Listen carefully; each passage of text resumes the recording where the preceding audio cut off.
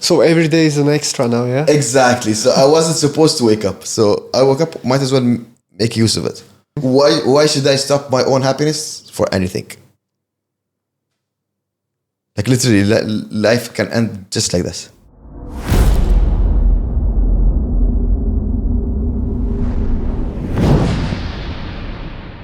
Hello and welcome. Today I'm here with Omar, and Omar has very interesting, very serious, and from his perspective also funny story. It's a serious joke. Okay, that's a nice way to put it. It's a serious joke. Just very quickly, basically, Omar went into coma. He was in coma for 18 days. Yeah. And now he's in recovery. And everything around and everything regarding that, how it happened, what happened, all the progress and all the funny parts, you will fill it in, okay? I find it very fascinating, also the approach of doctors. And also basically just how quickly from day to day the life can change, right? And the perspective. In a second, everything changes. Yeah. So first thing first, some background on your fitness, sport. What was your childhood like? And you are 29? 28. 28. Yeah. So you're 28. What was your fitness like before and leading to this event? Not fit, but like on and off with jiu-jitsu mostly. Okay. Like I would get injured and stop for a year or two, then go back for a couple of months, get injured again. But like I wasn't very fit. What were a regular life, I guess. Okay? What were the injuries like? It's all in the MCL, right knee. All on the MCL. Yeah. Okay, so some knee bars, yeah, and heel hooks. Okay. Have you been overweight at that point? A little bit? Yeah. Okay. So what happened? How it happened? What was leading up to you ending up in a coma? Okay. First, I was having just a regular cough, and I used to vape, so I thought it was just from it, like just vaping. Regular coughing. It kept getting worse. How long have you been vaping? 3 years now. I used to smoke cigarettes. I quit. Then I went back to vaping. Okay. So a whole history. Yeah. Okay. So yeah, the cough kept getting worse until one day I felt like I was sweating. I was heaving. So I won't name the hospital. I went to the hospital in Dubai. And they misdiagnosed me with something else. So I went back home with medication, everything. What they diagnosed you with? UTI. UTI is? Urinary tract infection. Oh, really? Yeah, without any test. It was just... So they said you have a urinary tract infection.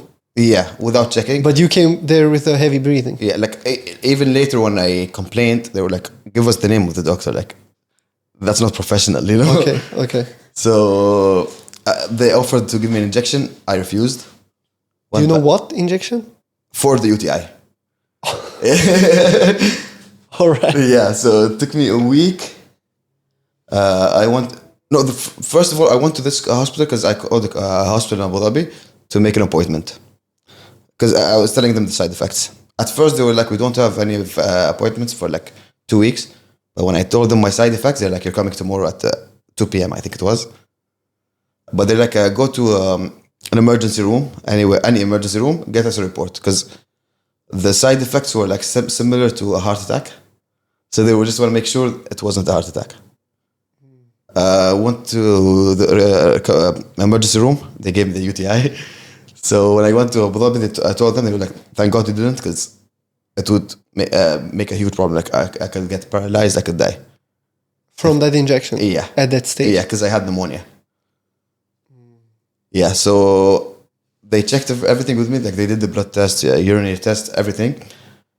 The last test, I refused because I was already tired.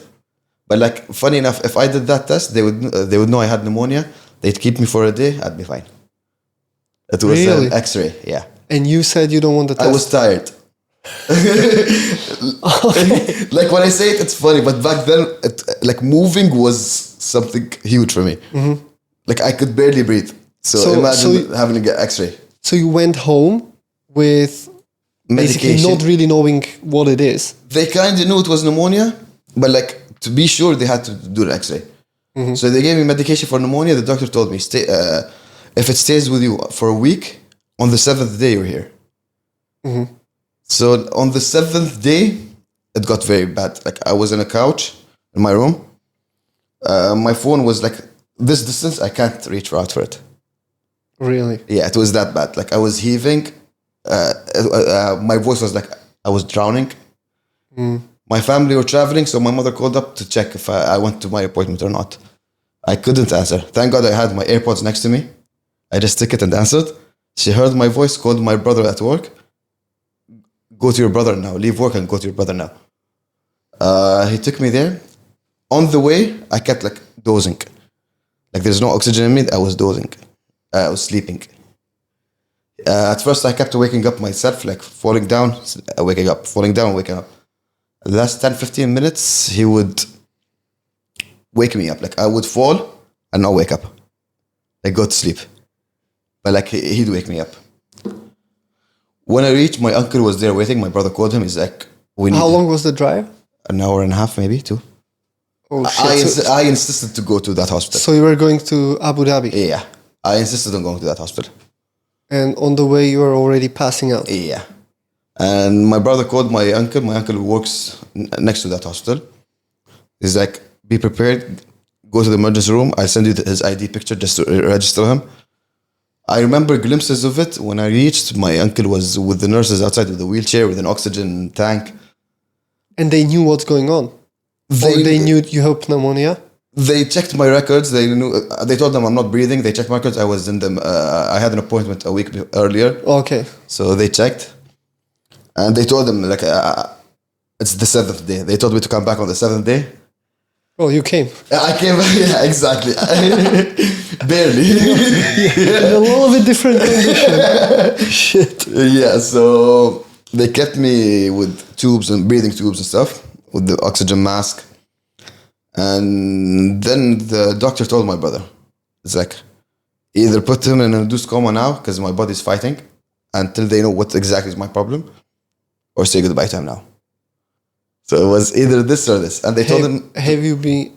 do you have any recollection of this, or this is just... I remember my brother and my uncle coming and going out of the room. That's it. Because the doctor was speaking to them out of the room.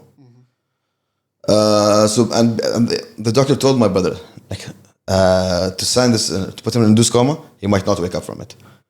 So basically, like, my brother was in a death or death situation.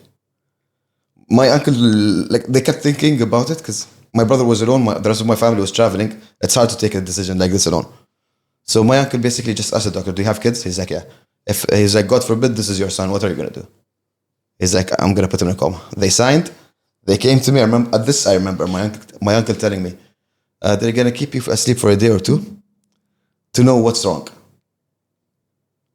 Then I put my head to sleep. Woke up 18 days later. Oh, day or two. Even my uncle was guilty. Like his family was telling me, like, he didn't believe, like, the last thing he told me was a lie. But he knew if he told me it was a coma, I would fight it, you know? Oh, okay, so he said it intentionally to kind of calm you down. Yeah. Well, I mean, what can you do, right? Like, standing in front of the decision. Like, how was your brother about all this? Because he was presented with 2 options. Yeah. Either you put him into coma right now by your signature, and he might never wake up, or you can just say goodbye straight away. Yeah. Like he was in a different state, but so in the situation he decided, and I guess you have been talking about this with him after, right? Yeah, like to him, he's the one who, like, the least emotional one, or he would show emotions. So, like, in a situation like this, from all my siblings, I'd want him to handle it. Okay. Because, like, my other siblings, the 3 of us, we're emotional. We wouldn't know what to do. It had to be done, like, quickly. Okay. And he did the right thing. So he was the right person for the job. Exactly. The right person, right time. All right. Okay, and obviously you don't remember what is going on because you are in coma. Yeah. And in the 18 days passed, How was the waking up? At first, like the first 2 days when I woke up, I don't remember it because I was medicated. I remember like third day waking up. Oh, wow. Okay. Yeah, like so the you first woke up on 18th, but next 2 days you're still off. Yeah. Yeah.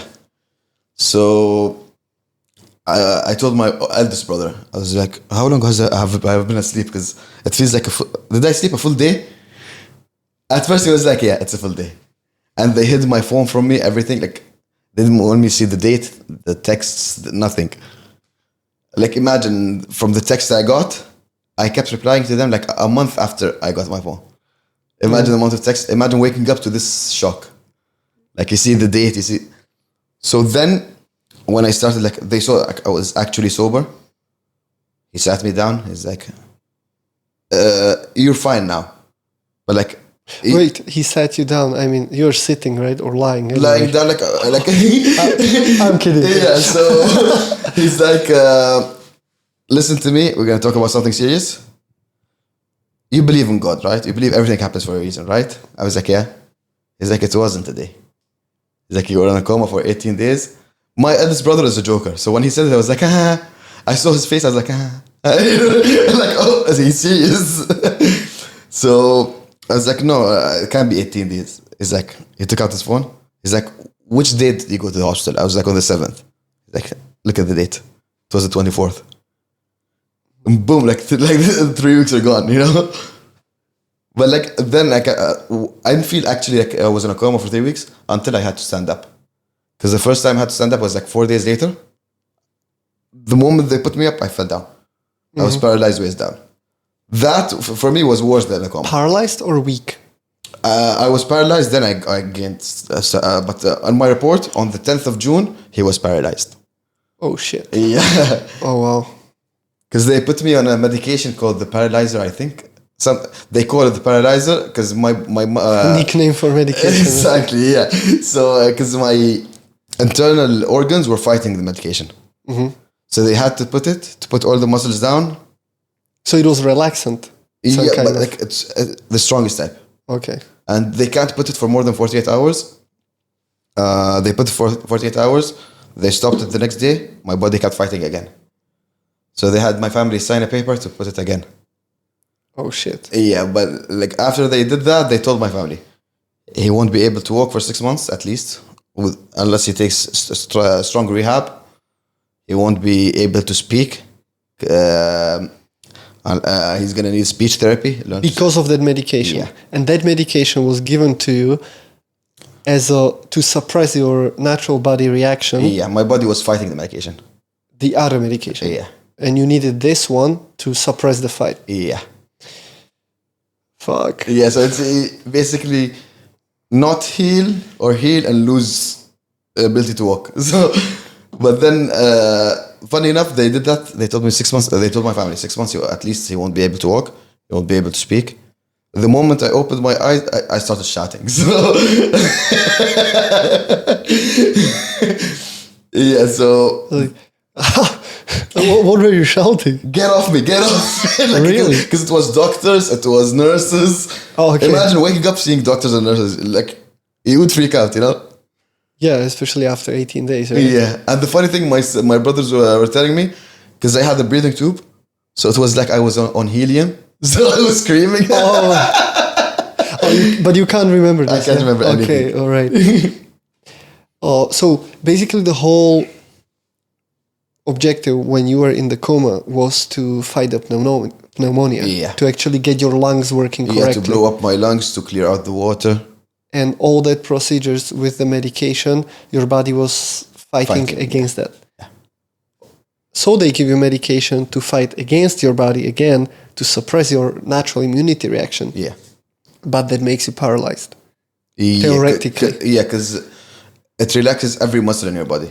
Like until today, I'm taking heart medications because of that medication. Because the heart is a muscle. Yeah. So you're still taking the heart medication now, yeah? Okay, so just to get a little bit of time perspective, right? This was in June. Yes. Correct? 7th June or 7th May? I was... the first time I went was the 31st of May. Okay. So then I went back a week later, was the 7th of June. Okay, so 7th of June, 24th of June, you're out of coma. They tell you will not walk for 6 months. And on the 4th day, I was walking. Yeah. You were walking already. Like baby steps, but I was walking. Wow. And you were shouting straight away. Exactly. All right. That's... did they tell you why that is possible, or why they predicted the 6 months? Like based on what? Because of the medication, because I was in a coma. Like being in a coma alone needs time rehabilitation to walk again. Mm-hmm. So imagine that plus that medication. I have a friend who is a doctor, and I was talking about these kind of cases, also about you a little bit, just so I have some idea. And he told me that many times when people say like, they are whatever terminal case, they are giving my whatever relative 2 years to live, 6 months to live, or you will be able to do this in this and this time period, that most of the times it's misinterpreted because no conscious, reasonable doctor will ever give you such a date or such a time estimate, because they don't want to do it because they don't know. Yeah. But then people push, but tell me at least something. So they will be like, well, in most cases, based on recent studies, it takes on average 3 to 4 months, let's say. Yeah. And then they'll go, so it's 4 months, Yeah. But the interpretation is way far from the reality, because the reality is very subjective and you cannot really put any set date, set time frame, or, time estimate on any of these. So that's why I'm specifically asking, and I'm curious about that. Like if there was somebody who really was, but they also told you some other bullshit, right? That wasn't true. Like all the estimates were completely off. Everything was out of everything. Like on the day that I woke up, my family was asking the doctors, like on the same day. On the same day I woke up, like give us an estimate, like how long will it take? Like even if it's like 10 years, we want to know, just to relax, The doctor was like, I can't tell you. Could be a week, could be a month, could be years, but like not anytime soon. I woke up 2 hours later. No, well, you didn't wake up on that minute, so not anytime soon. That's that's the. And the thing is, when I woke up, I was coughing. My mother was with me in the room. She called the doctors. They came. They're like, we don't want to risk it. It could be just like this coughing. If we remove it and he's not up, he won't be able to breathe. We can't. Okay. Insert the breathing tube again. So my mother was like, do it. If it's his time, he will die. If it's not time, he's gonna survive. But at least he won't choke to death. Oh, really? Yeah. So she talked to me. She's like, they're gonna remove the breathing tube. Are you ready? You have to breathe straight away. Can you do it? I lift up my finger like this, like I can. She's like, do you hear me? I was like, yes. Wow. So that was the moment I woke up. Oh, wow. So they removed the breathing tube, started throwing up, but like started breathing straight away because they told me breathe right away. Because I wasn't breathing, like the machine was making me breathe. Mm-hmm. And then, okay, so what was the like step-by-step progression? Okay, so they estimated you will walk not anytime soon, earlier something around 6 months for full recovery, right? Yeah, and at first they told me like, when I woke up, I was on bed. I was like, when will I be able to go to rehab? Like, because there's an inpatient inside. They're like, relax. You just woke up. It was like first few days. Mm-hmm. On like second day, I was like, no, I want to try walking. Two nurses held me, like, but I fell straight away. So they're like, not anytime soon. Then on the fourth day, I was like, get me the physiotherapist. I want to walk. They're like, you can't walk. I know I can't walk. Imagine being frustrated in hospitals with wires and everything. And they're telling you, I know I can't walk. I want to learn how to walk. Like, I want to do it ASAP. The physiotherapist came to me. I was like dragging my legs, but I walked for like 2 steps. On the third step, my heart rate was 160. Yeah, like because of the medications, Yeah. They put me back in. But like, I could walk. Tima, when she was a kid, she had an accident. She was in coma as well.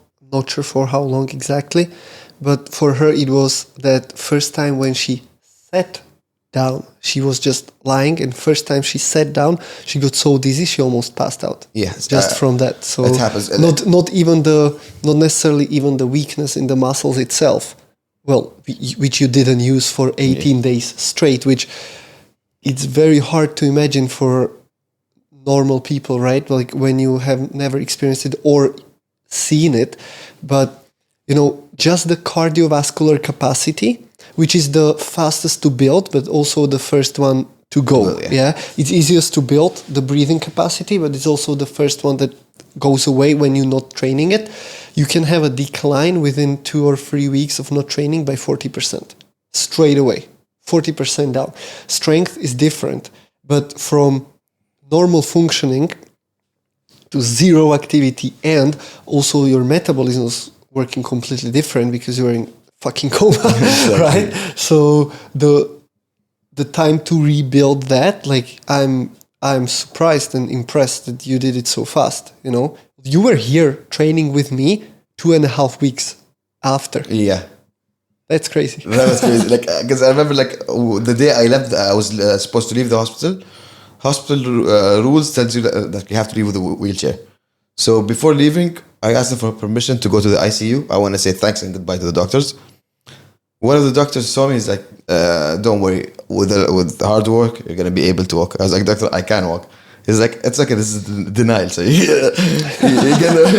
I put the wheelchair on brakes, and I stood up and walked to him. He just started screaming like, "This is not he's like, "Don't get me wrong, but this is not possible."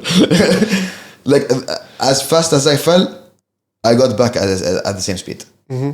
So let's say on the 4th day, you did a couple of steps, fell down. No, I couldn't walk. They were walking behind me with a wheelchair.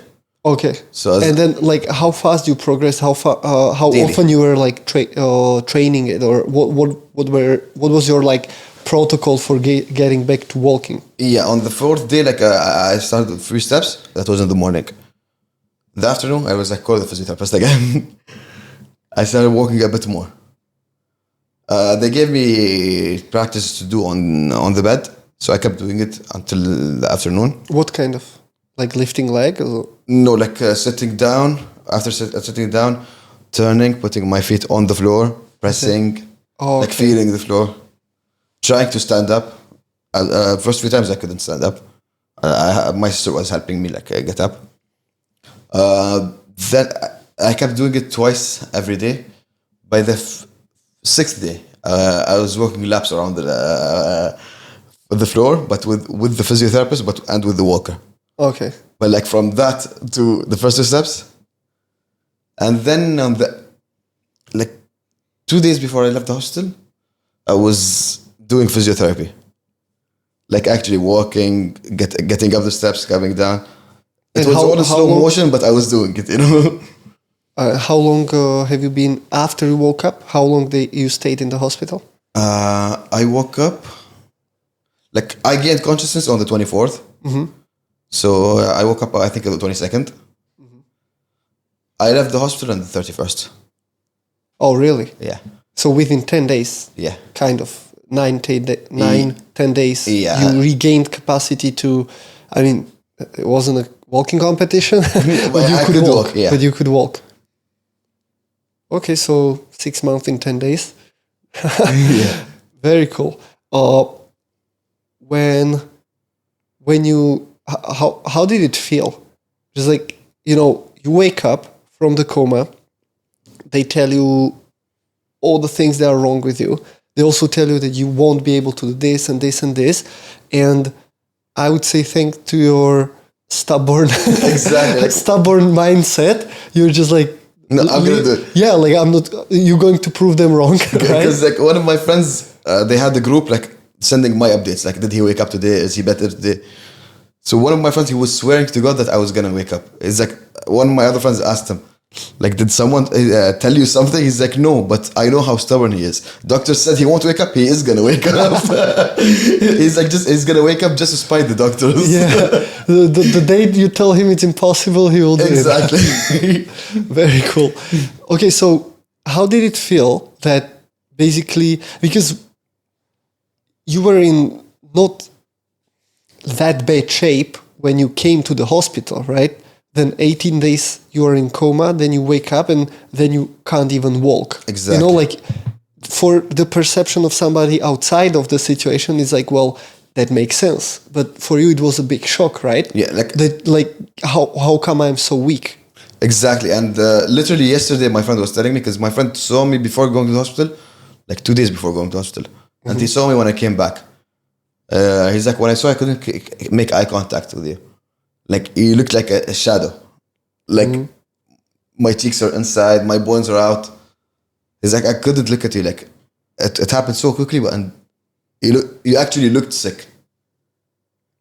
Yesterday, he saw me, he's like, this is the guy I know. You know, I look healthy.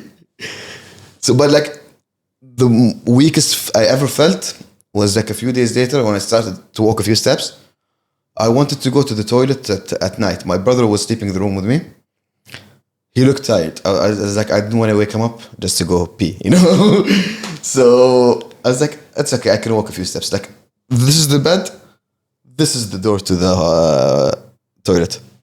I walked in, finished, came back. While walking, my legs stopped walking. Fell down, tried to grab the table fell on me, everything fell. Like, this, like, you see it in the movie, it's funny. You feel it, it's not funny. Maybe you should have waken up. Exactly. Like, he woke up, he's like, wake me up. But like, if you see it in my perspective, like, for 3 weeks, they couldn't sleep. Now they know I'm fine, they can't sleep, you know? Like, when he was sleeping, he looked tired. So I wake him up just for a minute or two. Look, it was very kind of you, but not very smart. Not very smart, because the same day, they put an alarm on my bed. Anytime I move, it started ringing. Like, I'm not allowed to move without anyone. All right. I was like, okay, these guys. I was literally at full risk. Yeah, now we know who we are dealing with. All right, and so because you told me about this a little bit, so I want to talk about this. You remember some stuff from when you were in coma? I remember only one thing weirdly. Yeah. Ask me about anything I don't remember, but like, I was sitting when I moved to the regular room. My sister was telling me about a journal she got. I was like, you told me? She's like, no, I didn't tell you. I said, you told me. It's the green one. Her and my mother started looking at each other, because my sister was telling my mom about the journal while I was in a coma. And not only that, I heard them, I told her the green one. It means I saw it. That's the messed up part. Oh, wow. Yeah. Did you have open eyes in the coma? It opens and closes. Like, most of the time they taped it shut. Oh, really? Yeah. Oh, Until now, I suffer from dry eyes because of it kept opening up. Like, if you saw me earlier, I was putting drops. Yeah. Because of the dry eyes. Because of the coma. Like, there's a picture of the coma I'll show you later. Like, all of the machines, everything, and tape on my eyes. Uh-huh. So they stay closed. Yeah. Because you're just peeking. Exactly. But okay, so you were. It wasn't really important information, but you picked up something. Yeah. And funny enough, the doctor said he might be hearing you. My brother tells me look, football wise, I'm a Chelsea fan. I hate a club called Arsenal. So he's like, do something to prove, like, he's like, Arsenal are better than Chelsea, right? Weirdly, my finger was like this. Like, I was like, come on, doing this. Really? Like, yeah. You're shaking. I was shaking. And another time, my sister's friend was teasing me while I was sleeping. I was pissed I couldn't reply. My heart rate kept going up. Like, they would hear the machine toot, toot, in the coma. Yeah. That means I can hear them. So they were making fun of you in the coma. And I hear them, you know? You responded with a heart rate. Exactly. So that means I can hear them. I got pissed that I couldn't reply, you know? But you don't remember this? I don't remember anything. Okay. Well, that's fucking weird. Exactly. You told me doctors told your family to be only positive around you, right? Because because of this. I hear anything negative, it will affect the fight in me. Like my sister-in-law kept crying every time she saw me. My mother stopped her from going in. Like if I keep hearing the cry, like imagine you not seeing anything, not being able to move, people crying over you. You would think it's impossible to come back. So like always be positive. So my family was always around me. Like even they're not talking on the phone, they act like they're all, oh yeah, he's doing way better today. Like he looks way better. Somehow it worked. Awesome. And you definitely had some great support around you, right? Like I couldn't ask for better support, honestly. When you started recover, because now it was about recovery from the coma, right? And obviously the lungs and stuff. What would have been and what still are the long-term consequences? Because it's not just like, okay, I popped out of coma and now everything's right. Yeah. You said even the little thing like dry eyes. Yeah. Yeah. So what else? For a while it was very bad memory. But like now I'm back, I think. Yeah. Like Bad memory. Very bad memory. Even short term. Yeah. And but like now I think I'm back to normal. Concentration was bad. Like if you remember when I started working out with you, you would talk to me, I just space out. Yeah. Yeah. That was part of it. But I'm so used to it, you know. Like, no, like people was like, how many rounds? How many reps? Yeah. What? So I just that question was like I kept asking, how many did I do now? Yeah. That happened for a while. I could lie to you all the time. Exactly. I had no idea what's going on. Exactly. Like I would count, but I forget. I'd mix up. It was the memory. It was concentration.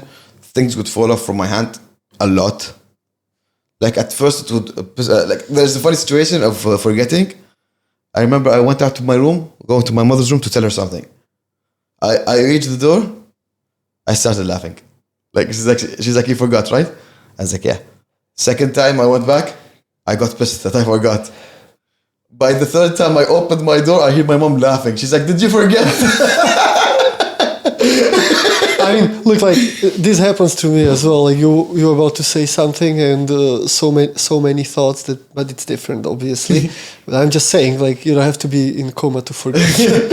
Like at times, I felt like an old person. Like, why did I come to this room? What did I want? Or when did I come to this room? Like, so I spaced out a lot. But now I think everything is back to normal. Well, you think, right? Yeah. If I remember correctly. So yeah, and was it okay? They let you drive normally? Because this was like pretty surprising for me. I drove earlier than I was supposed to be honest. Like I tried driving with family around me. They saw me driving wise. I was okay, but like the steering wheel was way too heavy. It was like a truck. Really? Yeah, it was too heavy. And my car's steering wheel is light. Like you turn it up with one spin. Mm-hmm. But for me, it was like this, you know, with two arms. But it took me time. It's good now. Like I remember everything. Because before that, my memory was very good. So I think my memory is back again. I don't space out as much. Nothing falls from my hand unless I'm being clumsy. Yeah, I think. Oh, you had the tremor as well, right? Like you were shaking. It's a bit there sometimes. Now it's steady. Okay. But like, if you notice, it's a bit, not as much. So this is the long term, I think. And yeah, I can't go back to smoking. Like one of the doctors told me, you can't go back smoking if you want to die. Good deal. A good point, you know? Because she was like, a heart can be transplanted, a liver can be transplanted, a lung can be blown up once only. Really? Yeah. And she's like, and you used up your time. So I can't blow it up again. And how much or like how serious was your condition when you came to the hospital? It was very serious. Like my left lung fully collapsed. My right lung was at 15%. 15? Yeah. Like if we were late for 10-15 minutes, I would be done. Really? Yeah. My lungs were balled up and drowned in blood. Oh, wow. Yeah. They had to blow it up, clean it from the blood. But like literally I was on one lung, 15%. and the oxygen in my head went below 90. So that means either being handicapped or memory loss. Yeah, I'm not sure if now I won't say bullshit, but I think regarding COVID and all the stuff that I think it was like if it goes under 95 or 94, they put you on the ventilation already. 95. 95. I was under 90. Shit. Yeah. So they're like And no consequences. nothing. That's crazy.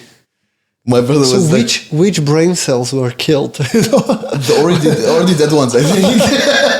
The useless ones. Like my brother told me, because growing up, I loved the Undertaker. He's like, you loved him so much, you became him. I came back from the You're from the wrestling thing. Yeah. Okay. Undertaker. Okay.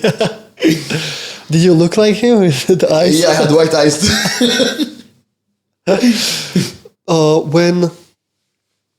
When dealing with all this, how soon the humor came back? Day one. Because that's when they knew there was no brain damage. Because like I started making jokes like they said it could be brain damage, could be handicapped, could be like memory loss, short-term memory loss, like 2 years. So my sister-in-law was scared because they recently got married a year or so. So the first time I woke up, I didn't recognize her, but it wasn't because of her, because of the medication. So when I sobered up, she was walking very nervous, like I could have forgotten her, you know? I looked at her, I was like, why are you scared? I'm the one who's sick. Like, they started laughing because they knew, okay, I remember her. Like, there's no memory loss. But yeah, so no memory loss, not handicapped, no brain damage. No more brain damage, I guess. No more than before. Yeah. All right. And the family was okay, joking as well with you? First 2 weeks, it was very fun for me because every time I joke, they'd get pissed. Mm-hmm. But like... well, they went through the hell. You were exactly, just sleeping. I was just sleeping. One of my friends visited me and my brother was sitting with us. He's like, did you feel anything? I was like, no, it was too easy. They're overreacting. He's like, yeah, you didn't feel anything. We felt everything. Overreacting. I was like, I just wanted to sleep. They didn't let me. Mm-hmm. Solid. Okay, so... Okay, talking about the physical consequences. Lungs are... How are they Took doing time. now? Like, I couldn't be around smoke anywhere. I couldn't be around dust. Like, if it was dust, yeah, I'd put a double mask on. First month, first 3 weeks, a month, anyone would come over, they had to test COVID. I'd have to wear masks. But like slowly, honestly, I stopped giving a shit. Like I survived from the war. Like I will survive. But like at the first month, I didn't want COVID because COVID would have killed me. Mm-hmm. But like then when I saw my immunity getting better, I was like, yes. So at least I stopped wearing masks. People coming like close quarters, I'd ask them to do the tests, PCR test. Slowly, I stopped it. But like, how long are you gonna care? You know? Yeah, but this is very interesting how people really easily get, like less alert and more careless as it progresses, right? And it's with many other things. Let's say driving, right? Like first time you drive, you go 30. Exactly. You don't even blink. You just go. And it's like there is no way I will ever go 100. Exactly. That was the first 2 weeks of me driving. Okay. Yeah, like I have to be careful. I have to drive slowly. Slowly start being my old self. You know. Like, yeah. But generally, like once you acquire certain skill and you just do it more and more and more, you become a little bit less careful, and you just you automate it so much that now you don't have a problem texting while you go that 100. Yeah, right? exactly. It's not the greatest, but it happens. What about your heart now? It's still because you got the medication, right? Yeah, and still on. 2 months ago, I went to an appointment. They said they were gonna check if they're gonna renew it or stop it. They changed the medication to a lower dose. Instead of taking it twice a day, I take it 3 times a day. But it's better safe than sorry. Like until I'm fully fine, they're either gonna stop it, or I don't mind of taking it for life. Like as long as I'm fine, you know. Yeah. And what do you know what kind of medication? What it does?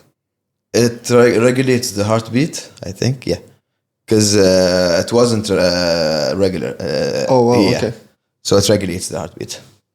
I did the last ECG. It was fine. They said it's okay, but like to be safe, they kept me on the same medication. And other things right now, health-wise?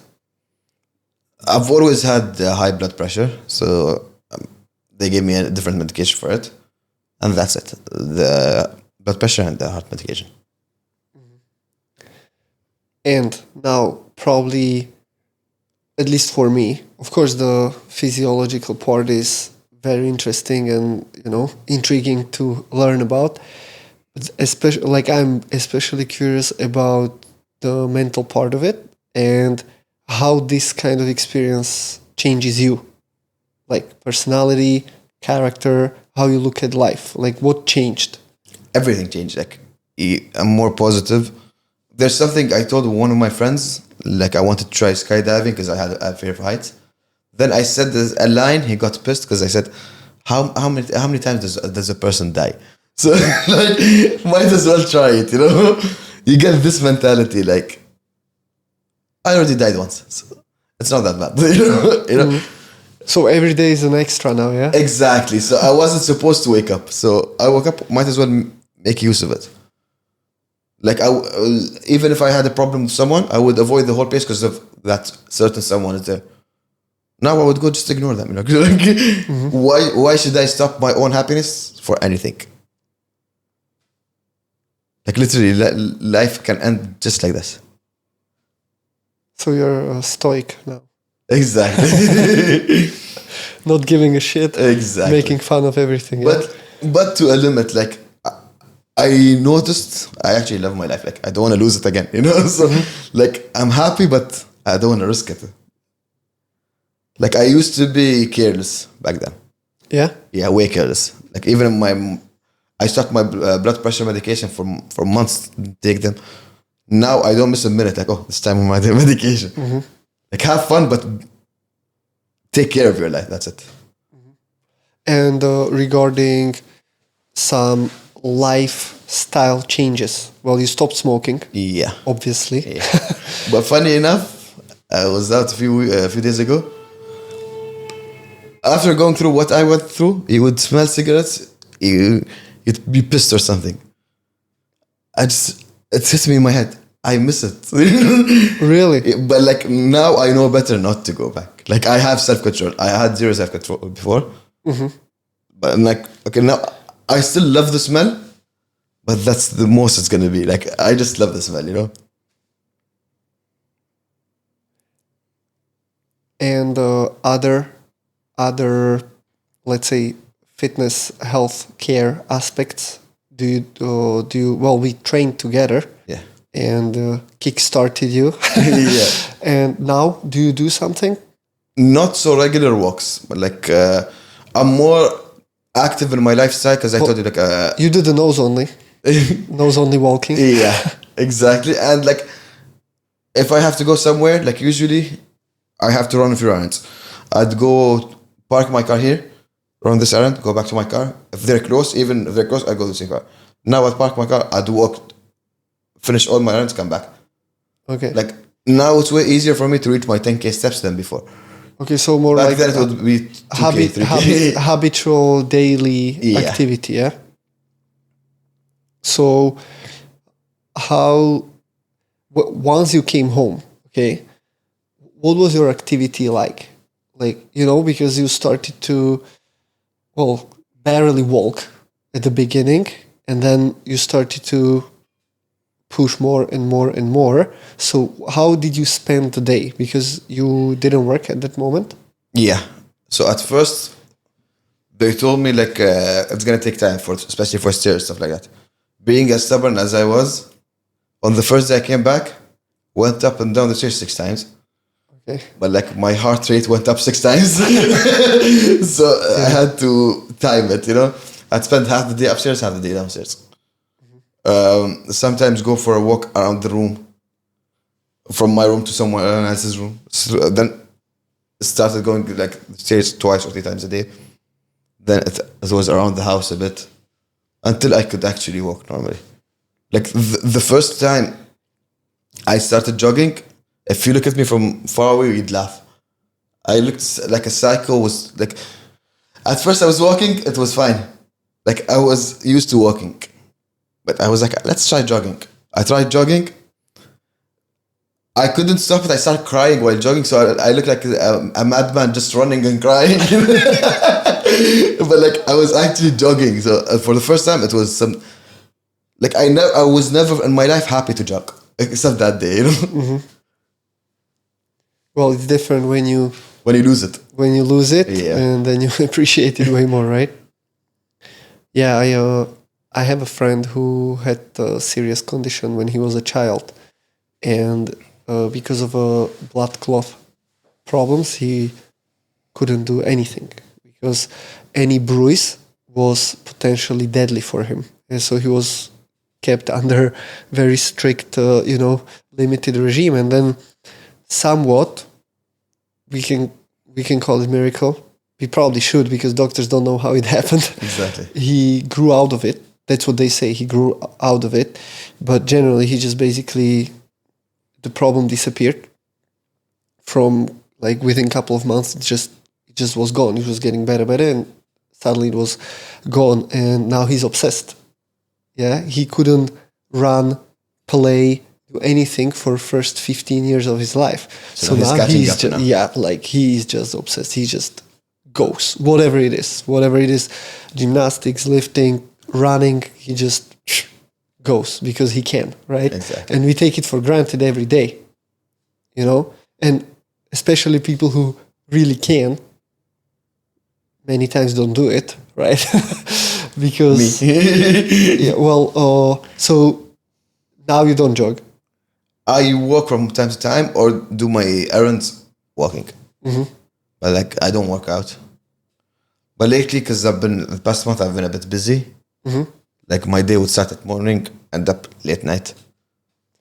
And what is the plan? What is the prognosis for next couple of months? Also with like medication, recovery. I mean, again, prognosis means shit in your case. Yeah, that was proven many times. It was absolutely, absolutely unimportant. But generally, not what is doctor's prognosis. What is your prognosis? What do you want to accomplish? For me, like I told you earlier, I'm starting my own business. I want to see that through, and I need to get fit. Like, okay, I noticed something is wrong with it. Like I mentioned to you, like I don't get full. After my appointments with the doctor, I want to see what's wrong. If there's something wrong, fix it. If there's not something wrong, go on a nutritionist diet, start working out. At least if I'm not getting full, might as well eat clean food, Okay, so you have a big appetite, never feel full? Never feel full. Never. So how do you regulate food? I don't. But like, to be honest, like I don't. I'm enjoying it for now until I can stop. And you don't have any specific diet or anything? No. And doctors are not telling you to have? They're telling me to watch it, but like now they know there's something wrong. Until they know what's wrong, I kind of have a free pass. Okay. Yeah, I mean, you know me. From my perspective, like diet would be first thing to fix, regardless. Yeah, just on point. And it's not diet in the meaning of extreme restriction. It's just having some sense in it and control over what's going on, right? You don't have to avoid anything. You just need to use it smartly so it works for you. Yeah. Yeah. So it works for you, for your body. It feels it correctly and so on. Omar, is there anything else you want to say or add? I mean, it's mind-blowing, yeah, also with how fast and happily you kind of went through all of this, but it wasn't definitely easy at the times, right? Yeah, at first it was crazy. Like, what kept you going? Like, because there's definitely days when you're like, what the fuck just happened? I can't even walk Right? Funny enough, it still didn't hit me what actually hit me. Oh, really? Like I'm still waiting for the realization. Like it got me. Like I accept I was in a coma, I was sick, stuff like that.